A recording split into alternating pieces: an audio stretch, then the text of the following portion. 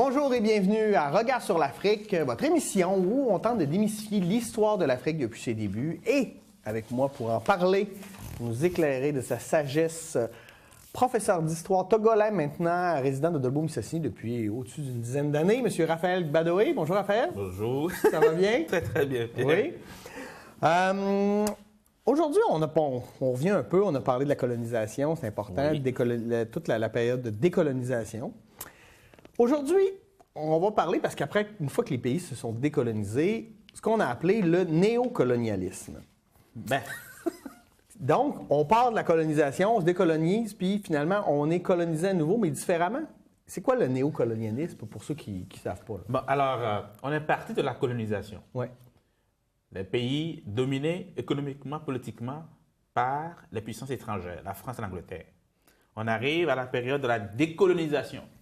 Ils sont rendus indépendants. Tout le monde a eu son indépendance. Dans les années 60, ça a été facile pour certains, d'autres ça a été difficile.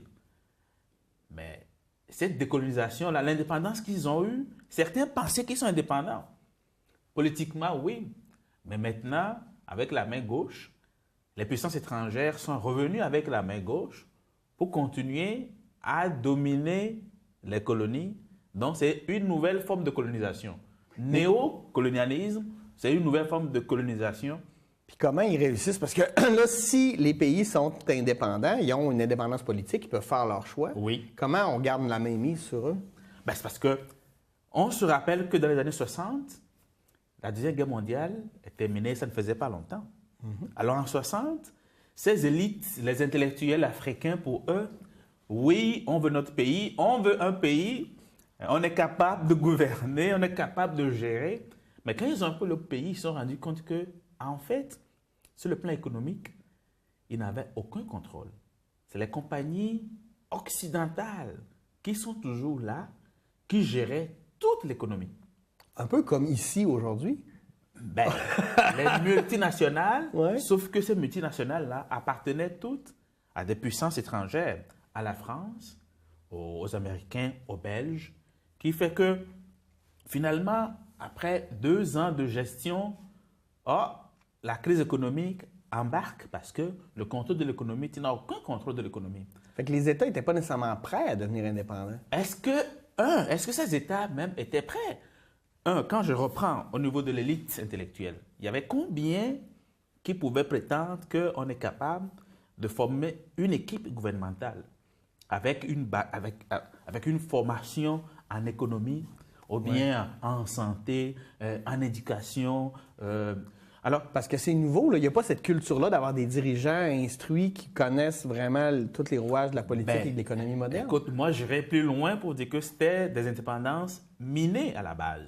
OK. Alors, je peux prendre l'exemple de Congo belge, qui est devenu Zaïre, puis aujourd'hui RDC. Alors, les gens font des mouvements pour devenir indépendants.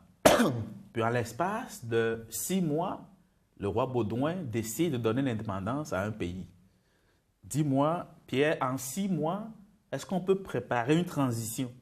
En 6 mois, préparer une relève digne de ce nom pour que les gens soient imprégnés de la gouverne de leur État, de la manière dont l'économie est gérée, des relations avec l'extérieur, la monnaie, comment les décisions sont prises. L'armée, toutes les institutions Alors, démocratiques. toutes les institutions financières et militaires. Alors, c'est toujours entre les mains de la puissance extérieure qui a trouvé une façon également de les contrôler. Certains ont usé du tact. C'est comme si il dit, je vous donne l'indépendance. Mais en matière militaire, on va signer un accord de coopération militaire. OK. Alors, la France a procédé de la même façon et a signé un accord de coopération militaire avec tous les pays francophones qu'elle avait dominés. Alors, en cas de guerre, sois tranquille, je peux encore intervenir pour te protéger. On le sent encore aujourd'hui. Là. On pense juste à ce qui s'est passé au Mali il n'y a pas si longtemps. L'armée française est arrivée pour régler le problème. C'est la continuité de ces accords-là qui n'ont pas été rompus. Mais l'autre revers de cet accord, c'est parce que quand tu es un président, puis tu dis, écoute, j'ai une rébellion à mes portes, on a signé un accord. Est-ce que tu viens m'aider? Non, non, non, non, non. Si les Français ne t'aiment pas la face, entre guillemets, c'est parce qu'entre eux, toi, il y a des disputes, parce que tu veux le mettre dehors, ils ne vont pas intervenir pour te protéger. Puis parfois même, cette rébellion, c'est les Français qui les ont mis en place. Ben, je ne dirais pas les Français. C'est la métropole, ou bien l'ancienne métropole, ou bien l'ancien colonisateur qui s'arrange pour former des rebelles, puis les gens interviennent. Alors tu te fais renverser parce que tu n'as pas su accepter les demandes de l'ancienne. Et puis, non, mais c'est relativement complexe. Et là, je me demande, est-ce que, bon, ils deviennent indépendants, mais à un moment donné, ils s'aperçoivent qu'ils ont de la misère à fonctionner parce qu'ils n'ont peut-être pas les outils. Est-ce que c'est les gouvernances africaines qui demandaient aux anciennes colonies, là, on a besoin de votre aide finalement, ou c'est le contraire, c'est un peu les anciennes colonies qui se sont senties obligées de partir, puis ils l'ont fait un peu à leur manière pour dire, bien, finalement, ils ne seront pas capables, puis ils vont être obligés de garder des liens. Donc, c'est les anciennes colonies qui disent, bon, on a de la misère à laisser un peu partir nos enfants, là, si tu veux. Ben, écoute, ils se sont fait piéger. Puis, pour comprendre comment ils se sont fait piéger, il faut remonter à la manière dont les colonies ont été administrées. OK. L'administration britannique puis l'administration française. Alors, l'administration britannique, eux, c'est l'association. Alors, les Britanniques, forts de leur expérience dans la gestion des colonies, ont plus accompagné ces colonies-là vers une certaine autonomie économique. OK. Okay? Une prise en charge. Ils sont là comme conseillers techniques, même si c'est eux en arrière qui exploitent tout, comme l'Angleterre aime. Comme ils ont fait partout. Ben, un peu partout. Mais les Français, ce n'était pas ça. C'est l'assimilation pure et nette. Alors, ce qui a fait que pour les Français qui avaient planifié de rester, entre guillemets, éternellement, parce qu'ils n'avaient aucun plan, ouais. quitter les colonies n'était pas, entre guillemets, dans leur planification. On vient, on reste. Puis ça, on va également le voir au niveau de la préparation, de la décolonisation. Au niveau, oui. Ça, c'est ce qu'on disait tantôt, on en parle. Là. Donc, est-ce que l'Afrique est prête à accéder aux indépendances? On rappelle, donc, élites intellectuelles qui sont insuffisantes, oui. taux d'alphabétisation, donc l'éducation, les gens ne sont pas nécessairement instruits. Oui, c'est ça.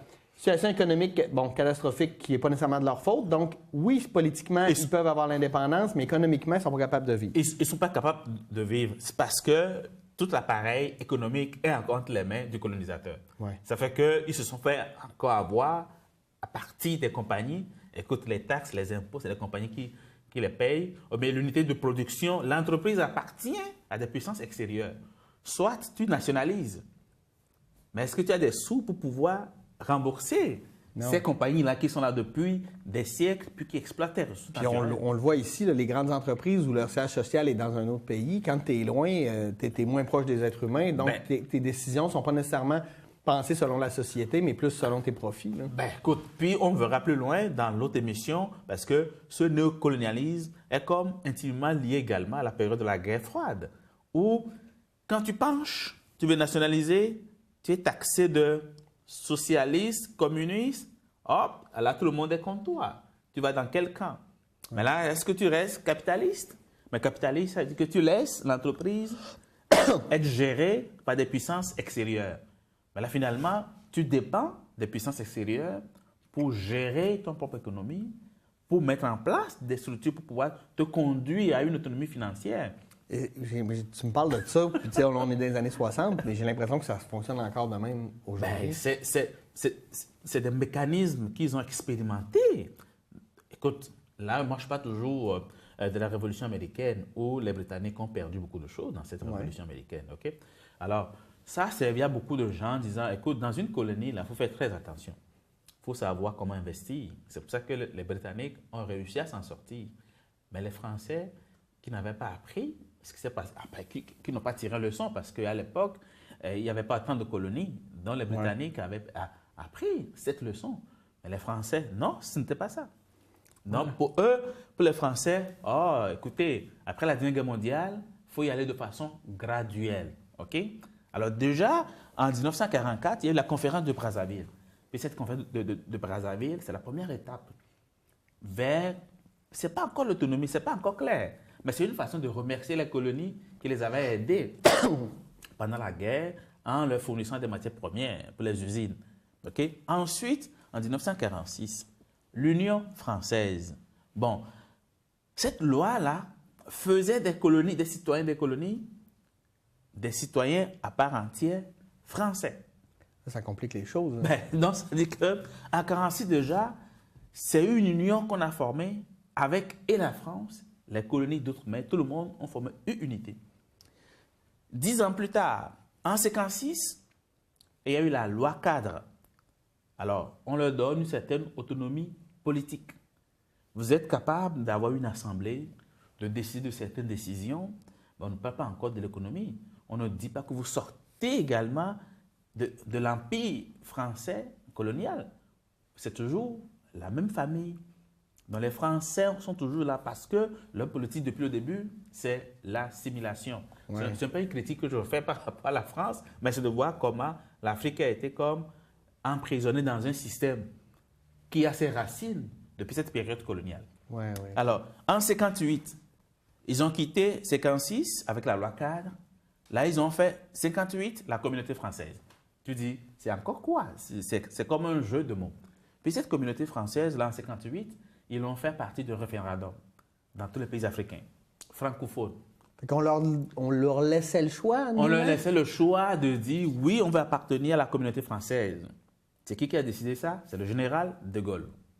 Alors, il y a un seul pays africain qui a dit non, la Guinée-Conakry. Puis je l'avais souligné dans l'autre émission. Oui, parce qu'eux, Parce que eux, les partis politiques nationalistes, ont poussé la population à voter non.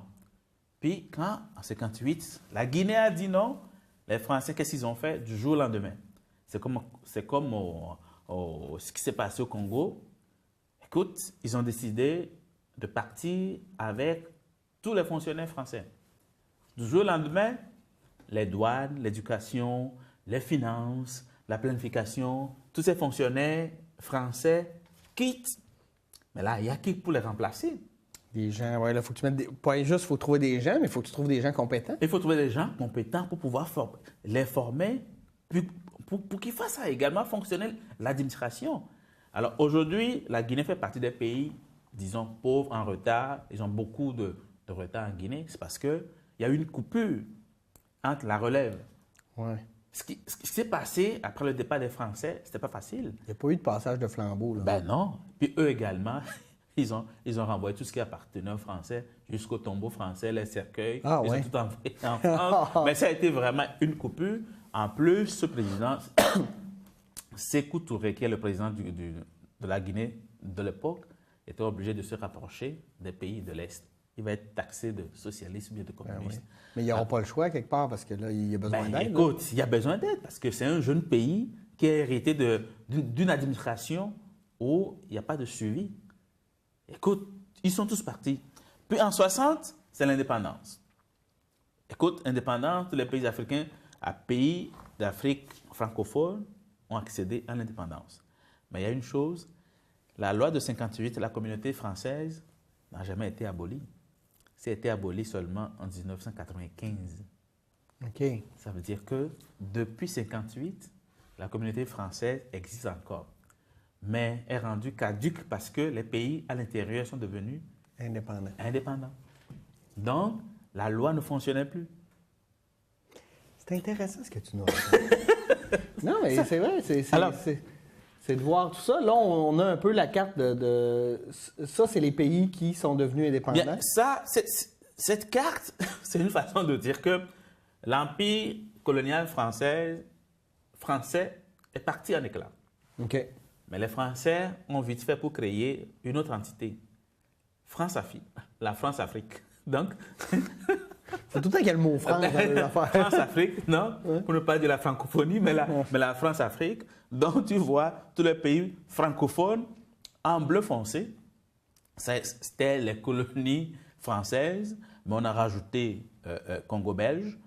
Mais là, tu vois, en vert, c'est des pays qui se sentent qu'ils ont également adhéré à cette union.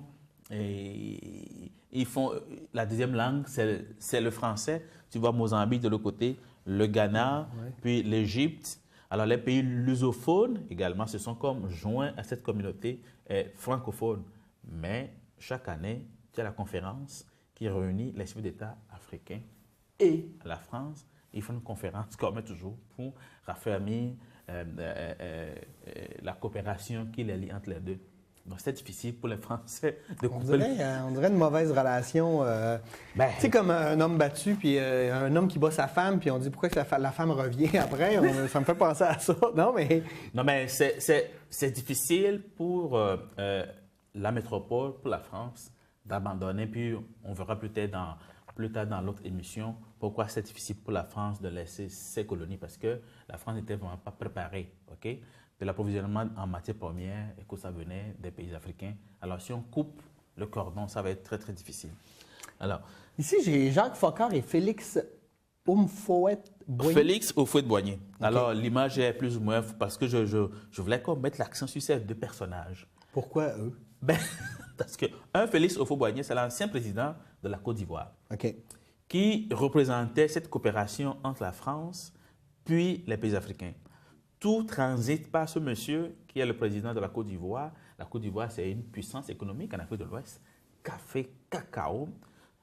À côté de lui, tu as Jacques Foccart. C'est le monsieur qui a été mis en place. C'est un compagnon d'armes du général de Gaulle. Alors, quand le général de Gaulle a pris le pouvoir, disons, quand il est monté en 1958, il a mis son homme de main pour créer une cellule africaine à l'Élysée. Alors, depuis près de 10-15 ans, ce monsieur Foccart, là, tout ce qu'il a fait, c'est alimenter tout le réseau des filières pour continuer à garder le lien entre les pays africains et la France. Alors, un chef d'État qui ne tourne pas très bien sa langue ou bien qui veut couper avec la France, c'est lui. Un monsieur qui reçoit, là. Écoute, c'est comme, tu as le ministère des Affaires étrangères, mais il y a une cellule africaine, il y a comme lui, son bureau, tout ce qu'il fait, c'est tout ce qui est dossier Afrique. Et il travaille directement avec De Gaulle. Puis ça a continué. Après le général De Gaulle, il y a eu le président Pompidou, dont les deux présidents qui ont suivi, il y avait toujours le cellule Afrique à Élysée qui conduit. En fait, c'est eux, toute la politique africaine est pensée à travers ce monsieur Jacques Foccart et le président ivoirien. Puis le décès de Félix Houphouët-Boigny, ça a été comme la fin de cette coopération entre la France et l'Afrique. Mais ça continue. Il y a eu Omar Bongo, il y a eu le président du Congo, Denis Sassou Nguesso. Tu as encore les vieux dinosaures présidents africains qui sont là maintenus parce que c'est les vieilles amis de la France et qui continuent toujours pas à alimenter la France. Qui ont des liens privilégiés. Écoute, puis ce qui est paradoxal, c'est de voir que tout ce qui se fait entre la France et les pays africains, les Britanniques n'ont pas gardé le même lien parce que eux, depuis le début, c'est l'association On vous accompagne, où il y a eu des colonies de peuplement en Afrique du Sud, qui a fait que eux, d'une façon générale, ils sont restés beaucoup plus larges dans la gestion de leurs colonies. Mais la France, ça n'a pas été le cas. Donc, la France a de la misère à abandonner ses colonies, reste très proche pour des raisons économiques. On le voit, les ressources, beaucoup. Les raisons diplomatiques. Écoute, pour les raisons, là, là tu viens de me relancer très bien parce que je voulais reparler de ces raisons-là qui font que la France est toujours restée collée aux pays africains. Okay? Il y a beaucoup qui ne le voient pas comme ça. Depuis la fin de la Deuxième Guerre mondiale, la France est devenue une puissance. Une puissance parce que, au niveau de l'ONU, la France également a un droit de veto. Oui. Bon, mais quand la France arrive à l'ONU, la France n'arrive pas tout seule. Elle arrive avec l'Afrique francophone. Elle arrive avec l'Afrique francophone. C'est comme l'aîné d'une famille qui lève le doigt pour voter une résolution de l'ONU. Ouais. Alors, tous ces petits frères en arrière regardent, la France a levé le doigt pour voter oui, tout le monde vote oui. Ouais. Alors, le reste de l'Occident, c'est que les Français, quand ils arrivent, il y a à peu près 16 pays francophones qui vont être d'accord. Qui vont avec la France. Donc, cette puissance diplomatique et stratégique de la France, là, la France n'a pas intérêt à lâcher. C'est pour ça que la France veut parler d'une même voix avec ses anciennes colonies. Donc, au niveau de la diplomatie et au niveau de la politique, c'est la même famille. Alors, ils ont toujours tout fait pour garder ce lien. La Banque mondiale, FMI, c'est un pays, une voix. Alors, quand ça arrive, c'est la France qui dit à ces colonies, qu'est-ce qu'on fait?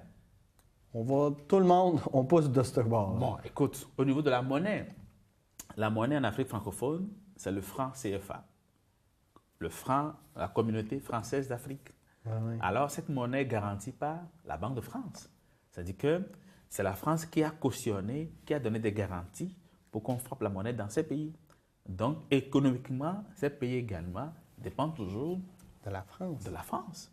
Donc, il y a ces ramifications que les gens ne perçoivent pas aujourd'hui, qui disent, mais pourquoi ces pays africains, pourquoi ils sont encore dépendants de la France? C'est parce qu'on a décidé qu'on les gardait dans le giron Ben là, proche. Puis ils auraient pu décider de partir.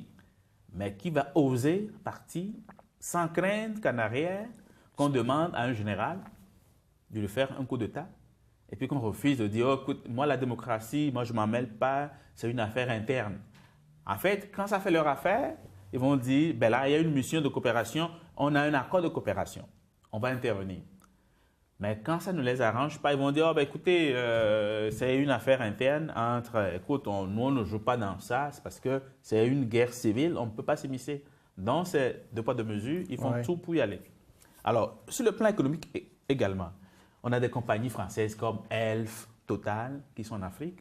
Dis-moi, est-ce que la France a des ressources en pétrole sur son territoire? Non. Non. Mais oui, grâce à l'Afrique. Grâce à l'Afrique. Le nucléaire. La France, c'est une puissance nucléaire qui fabrique écoute, la bombe atomique. Mais l'uranium est exploité où? Au Niger, par la compagnie Areva. Donc, les grosses compagnies françaises sont installées en Afrique pour l'exploitation de ces matières premières. Là, je comprends tout ça, puis ça m'intéresse, mais je veux absolument que tu nous parles des coups d'État, parce qu'on voit l'Afrique des coups d'État. Là, je te donne 2 minutes pour me parler de l'Afrique des coups d'État, à moi. Parce qu'il y en a beaucoup, là. Puis on sent que dans les années 60, bon, oui, il y a eu l'indépendance, il y a des gouvernements qui sont là, mais il y a eu beaucoup de coups d'État. Là, j'en ai une page là, mais j'en ai une deuxième page ici. Qu'est-ce qui se passe? Pourquoi on voit une multitude de coups d'État comme ça? Cela s'explique toujours par le néocolonialisme qu'on est en train de parler. Ça veut dire que tu es d'accord avec la politique française, on va t'aider. Si tu n'es pas d'accord avec la politique française, on fera tout pour que tu partes. Donc, on va financer des groupes. On va financer des coups d'État, des groupes armés. Puis, quand un groupe armé est fort, puis tu nous demandes de l'aide parce qu'il y a une coopération militante, nous, on te dira non, on ne va pas venir. Le premier coup d'État qui s'est produit en Afrique francophone, s'est produit dans quel pays? Tu ne peux pas deviner? Aucune idée. Le Togo. Ah, mon Dieu. C'est au Togo en 63.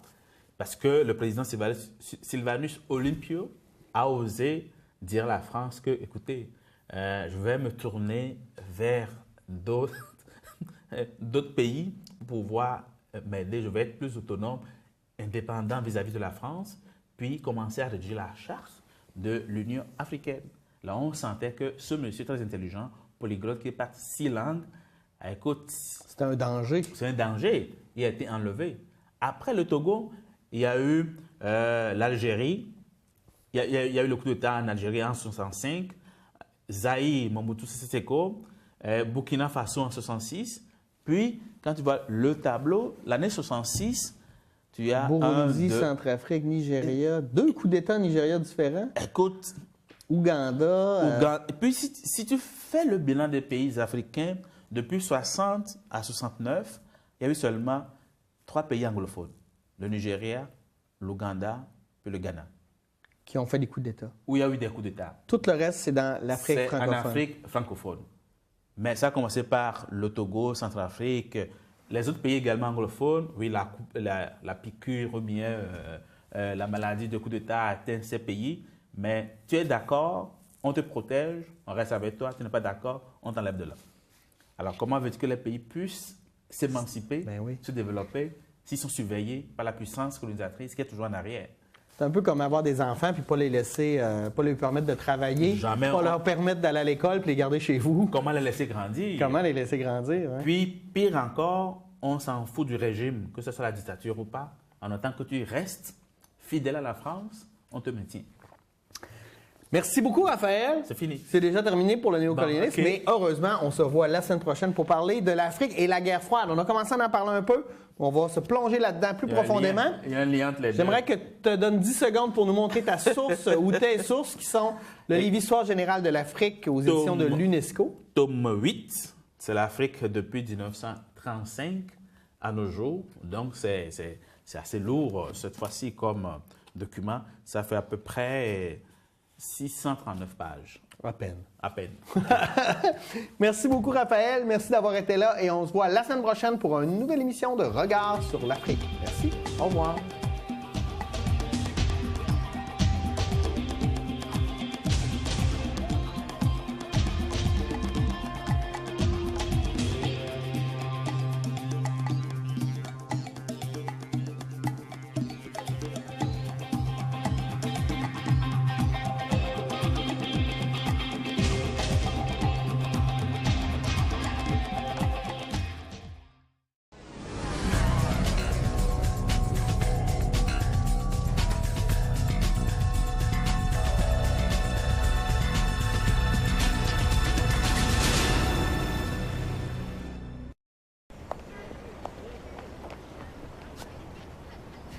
La salle va être pleine. Ça va aller. Je vais au spectacle, puis j'oublie la foule. La foule. La foule. La foule. La foule. Les troubles anxieux sont bien réels. Les solutions aussi. Mon meilleur souvenir de l'opération Nez Rouge, on a été chercher 3 filles à leur appartement, puis le party était vraiment poigné là-bas. Ça fait que la femme a dit, moi, vous chantez une toune de karaoké. La fille se commande son burger. Tranquillement, pas vite, là, on voit qu'elle s'endort dans son repas. Fait que là, on embarque dans la voiture. On s'est dit, on pourrait chanter une chanson. C'est ma toune! Elle chantait bien. On fait ça parce qu'on aime ça. Ça finit toujours bien. Je suis gêné. Dans le temps des fêtes, appelez un ami, un taxi ou l'opération Nez Rouge. Mon monde parfait. Dans mon monde parfait, les chiens parlent. Encore la balle, encore. Les lits se font tout seuls. Les gens fâchés font des bulles. Dans mon monde parfait, toutes les autos, camions et les bus fonctionnent à l'électricité. Ça, on peut le faire. Et c'est le temps de le faire. Propulsons le Québec vers l'avenir avec notre électricité. L'électrification des transports, c'est le temps pour vous d'embarquer.